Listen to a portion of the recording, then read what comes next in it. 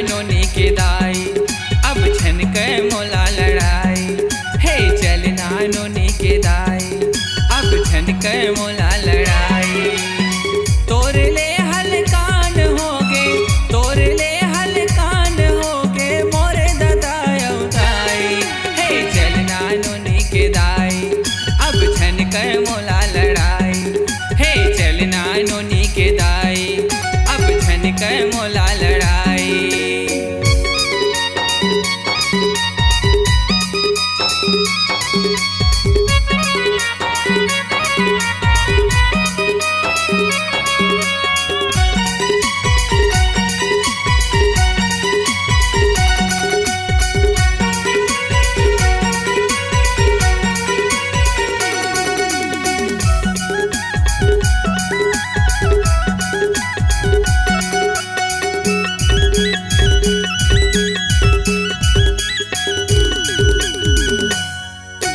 तीन बरस ले जो हत रह गयो माने नहीं मोरे बाप। तीन बरस ले जो हत रह गयो माने नहीं मोरे बाप। तीन जन नोनी बाबू होके कहत मैं यार। तीन जन नोनी बाबू होके कहत मैं यार।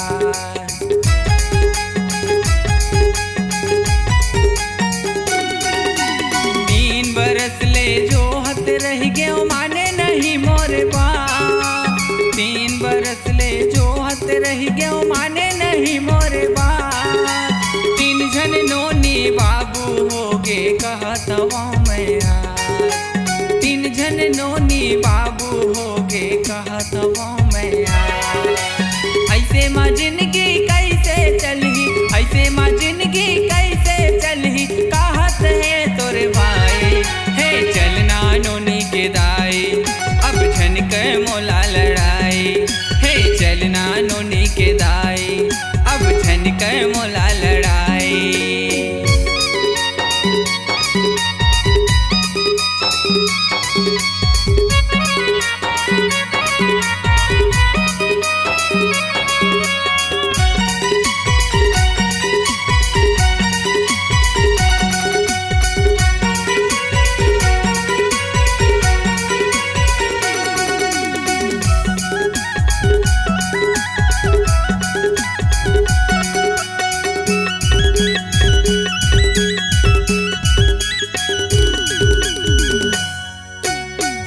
ससुर के बात ल सुन के होवत बड़ लड़ाई।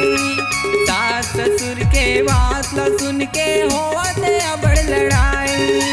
संगी जहुरिया मन कैसे मोला कैसन है तोर बाई। संगी जहुरिया मन कैसे मोला कैसन है तोर बाई।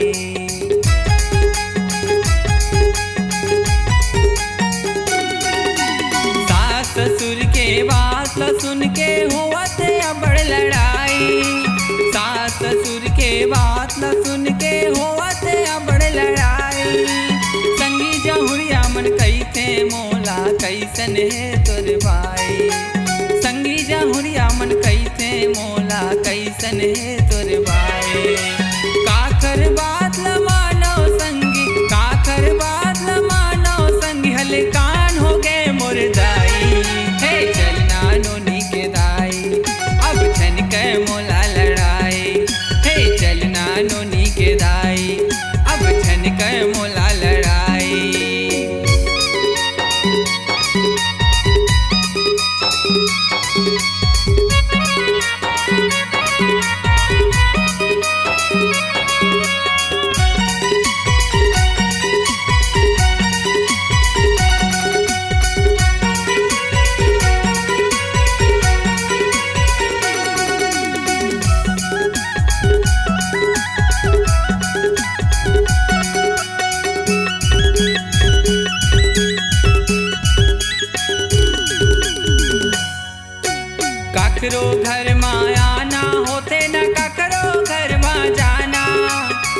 काकरो घर माया ना होते न काकरो घर मा जाना। सुनत सुनत परेशान हो गयो संगी मन दे थे ताना। सुनत सुनत परेशान हो गयो संगी मन दे थे ताना।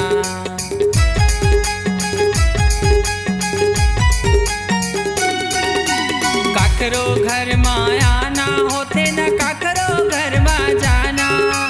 काकरो घर माया ना होते न काकरो घर मा जाना। सुनत सुनत परेशान हो गयो संगी मन दे थे ताना। सुनत सुनत परेशान हो गयो संगी मन दे थे ताना। तोर ले परेशान हो गे, तोर ले परेशान हो गे मोरे दादायो दाई। हे चलना नोनी के दाई अब झन कर मोला लड़ाई। हे चलना नोनी के दाई अब झन कर मोला लड़ाई।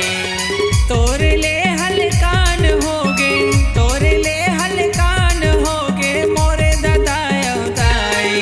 हे चलना नोनी के दाई अब झन कर मोला लड़ाई। हे चलना नोनी के दाई अब झन कर मोला लड़ाई। हे चलना नोनी के दाई अब झन कर मोला लड़ाई। हे चलना नोनी के दाई अब झन कर मोला लड़ाई। अब झन कर मोला लड़ाई। अब झन कर मोला लड़ाई। जी हाँ, हर सुर में छुपा है एक कहानी, संगीत का जहां है ये दीवानी। तो चले आइए MSR म्यूजिक बंजी में रचने अपनी नई कहानी।